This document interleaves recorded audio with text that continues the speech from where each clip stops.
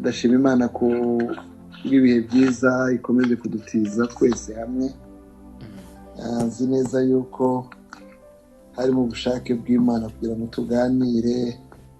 Nari maze imyaka myinshi ndatekereza Aziya cyane, ariko kuva ejo nongeye kumva rwose nsubiye muri mude yo gusengera ibihugu. Rero nyine ibihe ngira ngo murimo uno munsi rero sinongera gusoma ibyanditswe byinshi, ndakomeza ku nyigisho nari natangiye ejo. Muribuka yuko twavugaga yuko dusengera ibihugu. Hari ibintu bibiri navuze ejo, ndabigarukaho gatoya mbere yuko niba hari ibindi nakongeraho. Twari twavuze yuko umuntu wese ujya gusengera ibihugu abanza kumenya ibyo bihugu asengera. Nyuma tuza kuvuga yuko agomba no kumenya ubushake bw'Imana. Dukomeze twifashishe kiriya cyanditswe navuzeho gatoya mfite nyiracyamateka, icyanditswe cyo mu Ngoma, igitabo cya kabiri cy'Ingoma, igice cya 7 umurongo wa 12 kugera ku 16 niho twasomye ejo. So kiraza gukomeza kutuyobora tuganira. None ndashaka kugaruka cyane cyane kuri point ya mbere navuze ejo, ibintu umuntu agomba kumenya kugira ngo ngira ngo ni nabyo byatuma inyigisho y'umwihariko ni ukubakangurira cyane kumenya ahantu musengera, kuko ari ingingo nyinshi nababwira zo kwitwararika. Uhereye muri kiriya cyanditswe ubwacyo, muribuka yuko hari ibisabwa usenga, hari n'ibisabwa abasengerwa. So muribuka yuko ijambo ry'Imana rivuga ngo nibaca bugufi bagashaka mu maso hanjye, bakihana ibicumuro byabo, bagahindukira, ngo nanjye nzabumva mbakiriza igihugu. Urumva yuko izo deje zose ni kondisiyo, kandi buri imwe nagenda nyivugaho na seminere y'icyumweru. Ngiye kuvuga kuri imirite, guca bugufi k'umunyamasengesho no guca bugufi bw'ibihugu dusengera, ubwabyo byantwara igihe kirekire. Ariko reka aho kugira ngo izo point zose zisa nkaho zivugira hejuru, nongere garuke gatoya ku kumenya ibihugu dusengera. Ikintu ushaka kubabwira, nimubona ibihugu bimeze nabi mu mwuka, muzamenye yuko no mu buzima busanzwe bitameze neza. Nimunabona bimeze nabi mu buzima busanzwe, intambara, inzara, ibyorezo, akenshi biba bifitanye isano n'ubuzima bwo mu mwuka. Mbisubiremo cyane, iyo mu mwuka bimeze nabi no mu buzima busanzwe hose biba bimeze nabi. Muzareba ahantu hari abantu biyahura, hari abantu bicana, hari za gatanya, hari ukwidroga, hari za infidelite, hari ubukene busa nkaho ari chronique. Ibyo byose ni ibimenyetso bivuga ngo no mu mwuka ntiba bimeze neza. Gusa abantu ntibagira diagnostic yo mu mwuka ngo babihuze. Tureba gusa ibyo twabonye tukagira ngo nivo, ariko akenshi uko bimeze mu mwuka nibyo bihishe imizi ikomeye ibigenda biba mu buzima busanzwe. Reka mbahe urugero. Abantu benshi muri mwe bazi igihugu cya Haiti. Haiti ni muri za Caraïbe, buriya ni ibice nyine. Sinjya menye ngo Haiti bakuwe umugabane ishobora kubarirwa muri Amerika, sibyo ra buriya? Ni muri Amerika y'Amajyepfo ndibaza. N'ibiriya birwa nyine byo muri Amerika. Haiti rero, kugira ngo mbaheze isano iri hagati y'ubuzima bwo mu mwuka n'ubuzima busanzwe, benshi bazi Haiti. Haiti iba mu bihugu biba bihoramo inkuru ishushe, kandi inkuru ishushe itari nziza. Twebwe mu Rwanda twohereje abasirikare benshi, twohereza y'abapolisi, twohereza y'abacungagereza. Bimaze imyaka myinshi Haiti twohereza y'abantu b'Abanyarwanda. Ni ukuvuga ngo si u Rwanda gusa, n'ibindi bihugu bihora byoherezayo. Impamvu birimo byoherezayo ni uko nyine ibyo muri Haiti byananiranye. Ejo bundi noneho baherutse no kwica perezida wabo. Urumva bari basanzwe bafitanye ibibazo, n'ejo bundi bisa nk'aho bakoze ikintu gisa na kudeta yo kwica umuntu uyobora. Buriya biriya bibazo tubona nibyo mu buzima busanzwe, ariko n'ubijyana mu mwuka urasanga Haiti ubuzima irimo inyuramo ari ibibazo byo mu mwuka byabiteye. Kubera iki? Kubera yuko Haiti ni mu bihugu bikeya bya mbere zagezemo abakoloni. Nk'uko mubizi kolonizaziyo za Amerika, rero Haiti iyo bita za Antille yabaye nayo kimwe mu bihugu cyabaye kolonize. Ariko bwa mbere abakoloni cyangwa abanyaburayi bajyayo habaye umuhango ukomeye. Umuntu wayoboraga Haiti icyo gihe 1791 witwa Boukman yafashe igihugu cyose cya Haiti acegurira Satani. Hanyuma abwira Satani ngo azabafashe kurwanya abafaransa, kuko abafaransa bari baje gutera nyine abesclave bari muri Haiti kugira ngo babakolonize. Uwo Boukman mu 1991 akora umuhango ku mugaragaro wo kwimika idini rya Voodoo, ubwo ni idini y'abasataniste, avuga ngo bazamufashe kurwanya abafaransa bari baje bazanye na missionnaire bazana idini ry'abakristo n'abakatolika n'abaprotestant. Aba kubikora mu 1991 muri 1991 inyuma y'imyaka 200. Icyo gihe uwo Boukman yari yakoze igihango cy'imyaka 200. Imyaka 200 irangiye muri 1991. Perezida wari uriho witwaga Aristide aza kwimika noneho ku mugaragaro rya dini ya Voodoo nk'idini ry'igihugu. Ibyo yabikoze ashigikira kandi akomeza wa mugambi wa Boukman. Urumva Boukman yari yaratanze igihugu ku myaka 200, aho kureka mu myaka 200 irangire igihugu kiyoborwe na Yesu, kiyoborwe n'Imana, kiyoborwe n'iterambere ritandukanye n'imyuka bacyaturiyeho, barongera muri 1991 bimika idini ry'abavudu y'abasataniste ku mugaragaro. Igihugu cyari igihugu kize, cyari igihugu cyiza mbere y'abakoloni, cyakomeje kugenda kiba kibi kugeza n'ubu murabona ibirimo. Ibishaka kuvuga ngo hari isano hagati y'ibintu tubona biri muri Haiti none n'igikorwa cyo mu mwuka bakoze. Yesu bamuzaniye umuntu urembye urwaye, ikirema cyategurwaga n'abantu 4 banyushye hejuru y'inzu.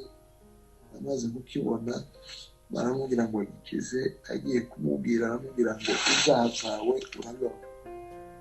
Bishaka kuvuga ngo ibyaha ubwabyo turabibwirwamana bishobora kuba ari intandaro y'ibyago abantu bakora bagira n'ibibazo byinshi kandi twavugaga biri muri Aziya.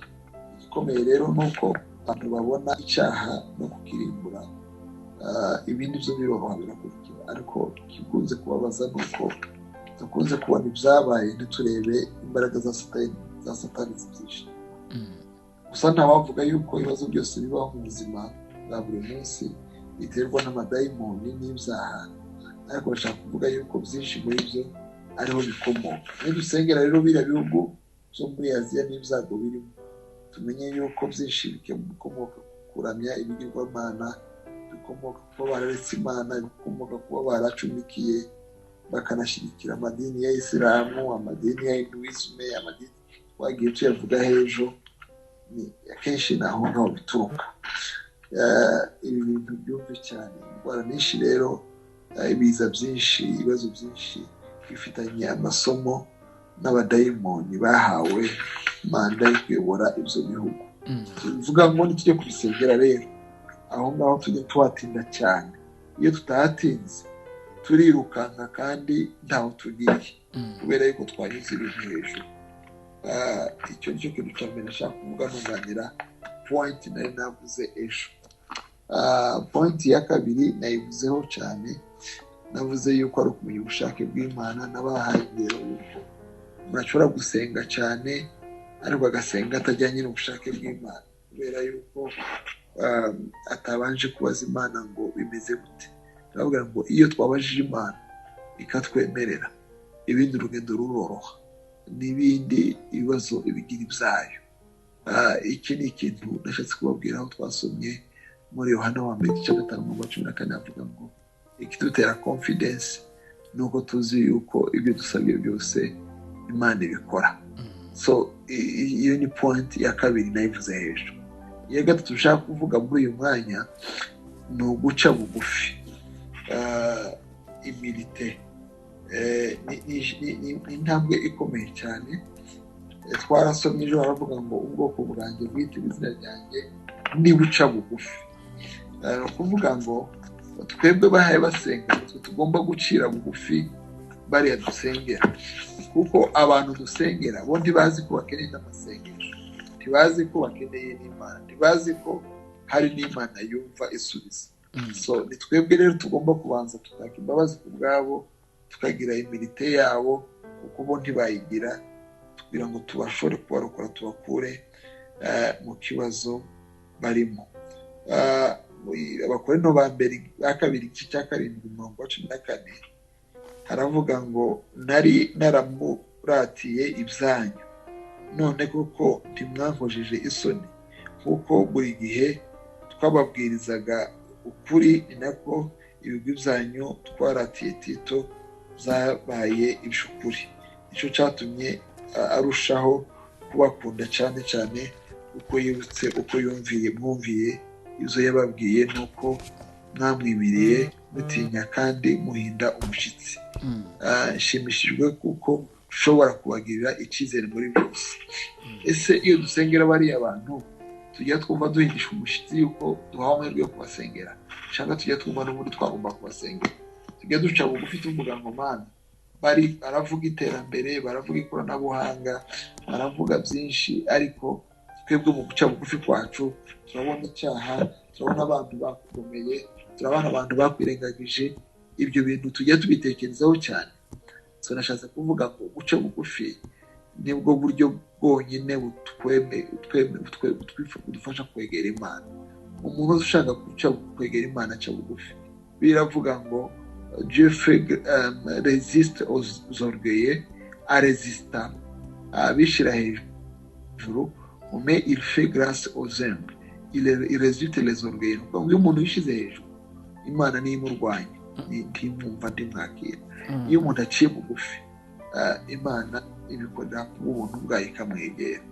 So niba dushaka guhindura biriya bihugu twavuze byo muri Aziya, twige kwicira bugufi. Nibwo buryo bwonyine twoyegera. Kudeja gusenga no guca bugufi. Abantu bagiye mu gusenga bavuze yuko ntacu bashoboye batasenze. Muzarebe ubuzima bwa Pawulo ndabukunda cyane. Iyo yabwiraga abantu kumusengera, yabasaga nkaho avuga ko batamusengeye nta kintu yagira. Ariko twebwe tugerageza inzira zose, noneho twabona ko azanze tukaza gufata amasengesho, amasengesho akaza kayapinya ya rezerve. Utayifite wagenda wakoresha asanzwe, uyifite wenda wayikoresha uyikeneye. Nyamara amasengesho niyo ntwaro ya mbere tugomba gukoresha dusengera ibihugu. So aya ni amagambo meza cyane yo guca bugufi. Niba mushaka yuko amasengesho yanyu agira umusaruro, mwigiye guca bugufi. Ntimukajya mwikubita ku gatuza ngo muzi ko dusenga, natwe turasenga.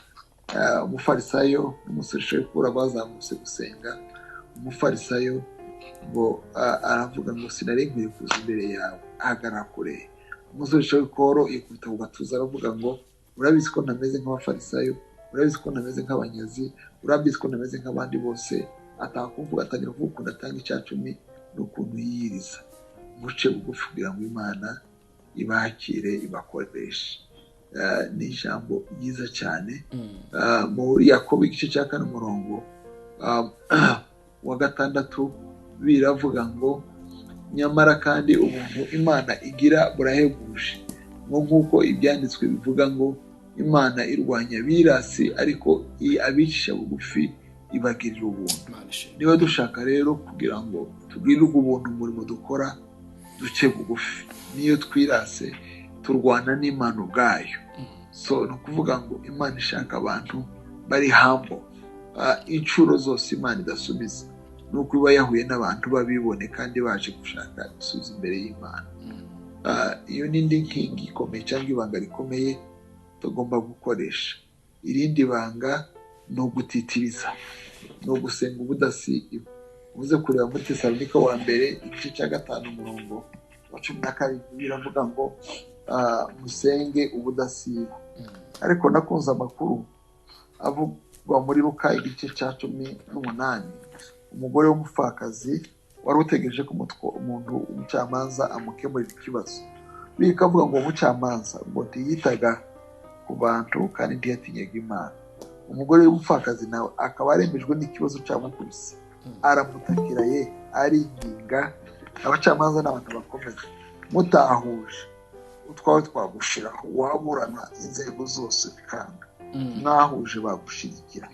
Urumva rero uriya mupfakazi ntibari bahuje. Yasanze umuntu w'agasuzuguro, yasanze umuntu utakira abantu, yasanze umuntu n'ubundi utari guhura n'uriya mugore n'urwego yari ariho rwo hasi ruciriritse. Bibiliya ivuga ko uriya mugore ngo yanze kuvayo gukura y'amaso. Gusengera ibihugu no kwanga gukura y'amaso. Igihe cyose twakuye y'amaso tuba dutsinzwe. Usengera igihugu tatuza takura y'amaso, akomeza kwinginga, akomeza kuvuga. Mbese biravuga ngo yeme batabaza Uwiteka cyangwa abinginga Uwiteka ngo ntimugatuze kugeza igihe i Yerusalemu hahindutse amashimwe. Ndimo nashaka kubabwira ngo tugomba gusenga kugeza igihe tubonye amashimwe muri biriya bihugu byo muri Aziya. Bavuga Imana tukumva hari impinduka. Umuntu yatanga haleluya akabona abamwikiriza. Kudatitiriza ni imwe mu ndangagaciro zikomeye z'abanyamasengesho. Abanyamasengesho bakomeye n'abanyamasengesho badacika intege, ntibahagarika n'abingizi. Iyo mwatangiye rero gusengera ibihugu, singa kwa kundi dusengera ibyacu bisobanura. Iyo usengera urushaka bigira gute umukobwa yashaka ukabura ashubijwe. Iyo usengera umwenda, iyo umwenda uvuyeho ubushubijwe. Iyo usengera uburwayi, hari igihe ujya kwa muganga bakakubwira ngo negatifu uburwayi bwarangiye. So bivuga ngo bisubizwa vuba. Nayo usengera igihugu ntibirahagarara na rimwe. Ni ukuvuga ngo usengera ikibazo cy'abarengana cyavaho, hakaza ikibazo cy'abashomeri cyavaho, hakaza ikibazo cy'amasoko ya leta cyavaho, hakaza ikibazo cya ruswa cyavaho, hakaza mbese iteka abasengera ibihugu ni full time. Abandi basengera ibindi byose ni part time. Ko mwatangiye gusengera ibihugu mumenye ko ari umurimo full time, si umurimo wa nyakabyizi, ni umurimo uhoraho. Mubijyemo muzi neza icyo bivuga. Ntibatuze bambaza Uwiteka.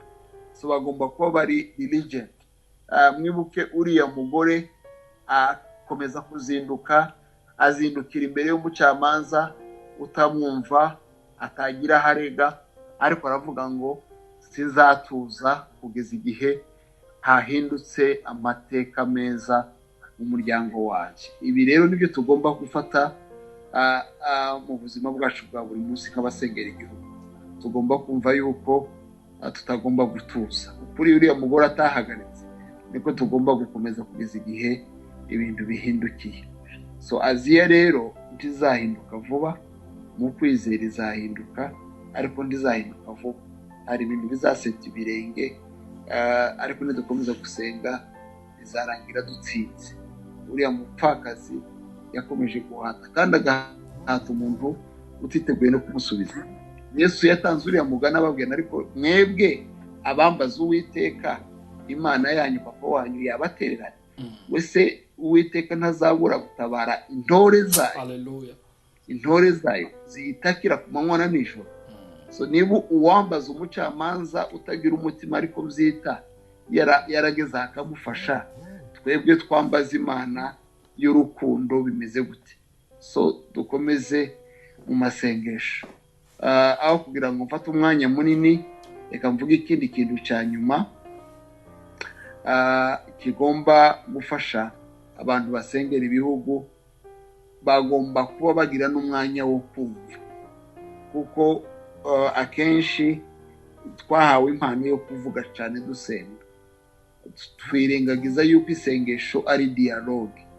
Isengesho ni ikiganiro cy'uvuga asaba n'usubiza wasabwe. Ni ikiganiro cy'umuntu n'Imana. Niba ari ikiganiro cy'umuntu n'Imana, ni ngombwa ngo tuyibwire, ariko ni ngombwa ngo dutegereze nayo itubwire. So ibi abantu ntibajya babimenya cyane. Amasengesho ni two-way mode of communication. Umwe aravuga agatuza, undi akavuga nawe akumva. Niko bigomba kumera. So ene data mwebwe muri aya masengesho, mujye mufata n'umwanya muvuge, ariko niki muhaye mwumva. Ntimusenge gusa cyane ngo mutogote muvuge mu ndimi. Yasimvuze ngo ni byiza. Ese mwari muzi yuko n'ibiganiro byiza by'abana b'Imana batari mishari, bari mu rukundo ari isengesho? Biravuga ngo maze abubaha Imana baraganiraga, ngo bitabuze urwibutso bikandikwa. So mwabwira n'ibiganiro byiza byejeje, bavuga nti tuganire ku Buhinde none, ubona bumeze gute? Ni ibihe bibazo biriho? Ni iki umuntu yakora? Kuriya mugani n'ubwo mumara isaha muganira, mumaze kumva neza ibiganiro, ujabwa rero tw'iminota 5 buri muntu agira ikintu yatura ku Buhinde. So rero akenshi iyo muhe muganira muvuga kuzo mwasengeraga, you reflect uwamubwira Imana ngo tuganirize. Ubwo rero umunyamasengesho wagumye no gusanga Imana guha andi maso yo kutangira kubona aho wasengeraga mu buryo buri positif, aho kugira ngo uhasengere utangire kubona ibibi bihava. Ugomba gutangira kugira amaso areba ibyiza biri muri bya. Iki kintu gisobanure, nta gihugu muri biriya bihugu byose twavuze kidafite mu bwiza, kidafite mu ibyiza. Ikibazo dukunze kureba gusa ibibi, tutirebe bikeya nabyo bigenda neza. Iyo watangiye gusengera abantu rero, Imana iguha umutima wabo, kubakunda no kubegera no kubagira n'inshuti. Ibyo muzumve cyane ko isengesho ari ibiganiro by'impande zombi, so kubwirwa gusa cyangwa kuvuga gusa. Iki kintu numva aricyo nashaka kuvuga. Nyankunda igihe ngenda nko muri biro, ngafunga biro, sinsenge, sinsome Bibiliya, ngaturiza imbere y'Imana, nkabwira Imana ngo Mana nganirize. Udutotsi twaza nkadusinzira, tutaza nkicara, nkabwira Imana ngo nganirize. Akenshi iyo inspiration imanuka muri icyo gihe irakomeye cyane. No kuvuga ngo twige gupracticinga kujya hiherereye. Nimuze mwenyine twihererana, musange ahantu atari abantu, mudura imiruho irabarimbisha. Iyo ni indirimbo umuririmbyi mu gitabo cyo gushimisha yaririmbye. So nujya gusenga, ujye uva mu ahawe ujye mu cyumba cyawe wiherere, ubwira Imana, Imana ireba hiherereye izakumva. So iryo jambo ryo kuvuga ngo twige kumva Imana ivuga, turiheza agaciro gakomeye, utakuyibwira gusa no kwibaza impamvu itarimo yumva. Icyanyuma twibuke yuko ubusabane, amasengesho ari ubusabane. Ahantu hose habaye amasengesho habaye ubusabane. Niba muhe musengera buriya tuvuge Ubuhinde, wagombye gutangira kugira urukundo rudasanzwe rw'Abahinde. Iyo watangiye gusengera abantu, mwumva haje urukundo rudasanzwe, urabumva byoroshe, urabaganiriza byoroshe. Niyo mutaganira ngo muhuze mu ndimi, ariko uravuga nti aba bantu ni babandi ngira ku mutima sengera. Buri gihe uhuye nabo uhita umenya icyo Imana ihaye kubwira ukora. So ayo magambo niyo nashaka kuvuga cyane. Kwiherera no gusaba Imana. Imana ibamugisha. Habaye hari icyifuzo turaza kubisengera nyuma. Reka mbanze mfate uyu mwanya nsenge kugira ngo baheze umwanya wo kwiga, gusenga no kumva Imana ivuga. Imana gushima, twakomeje kuvuga kumenya akarere dusengera mu buryo bw'umwuka, twatanze n'ingero za Haiti n'ahandi hose aho Satani yari yaragize indiri ariko yakuwe. Ryari ijambo ryiza mwami. Twavuze guca bugufi, ko dukeneye guca bugufi, nitwikubite ku gatuza. Igikomeye sabo turi, igikomeye nuko twagukurikiye, twakumenya mwami. Ubu ngubu ntitureba ibyo twakoze, tureba ibyo wadukoresha. Niba ari ibyo wadukoresha mwami, haracyari byinshi wadukoresha. Tuwe guca bugufi no kumva. Ntidusengera abantu ngo tubavume, dusengera abantu ngo tuberere imbuto mbi, tubasengera ariko tunabakunda. Urabishoboye mwami kubiduheza, ibyo guca bugufi no kubakunda. Twavuze mwami ngo uduheze kwihangana, gutegereza, nk'uko uriya mupfakazi yatekereje agatitiriza n'abandi benshi mwami. Imigani myinshi muri Bibiliya amasengesho ijyanye no gutegereza. Uriya mupfakazi yarategereje ko ba Mariya na ba Marita bari bategereje ko Yesu aza, amaziriya minsi yose ataraza barategereje, n'ahandi henshi. Mwami uzuye gutegereza kugira ngo igihe cyawe kizaba cyo kitubera igihe cyiza. Ikindi mwami wanjye, duhe kumva cyane uwo tubwira. Ibyo dusaba byiza tubikore kugira ngo ibyo tumusaba nawe abidukorere. Ndabizi yuko mwami ushoboye guhindura imitima y'ubwoko bwawe ikaba imitima ikumva. Cyane cyane mwami twibuke yuko isengesho nyaryo ari ubusabane, ari ubusabane, ari ubusabane, ari ukumva ko turi umwe n'uwo udusaba, hanyuma turi umwe n'abariya dusabira. Bivuga ngo ube muri twebwe, tugushire abo tukubwira. Urabishoboye mwami wanjye, utegure abamisiyoneri, utegure abantu bariza muri biriya bihugu mwami, ubaheze umutwaro, ubaheze ubushobozi, ubategure mwami. Nibahagera bazakora imirimo ikomeye izatuma bavuga wowe, n'abandi bakavuga ngo ntibavuga ubusa, batanyuzamo amaso. Bakoze yuko buri Mana yumva ishobora kubicira mu iteka ryose. Amen. Amen.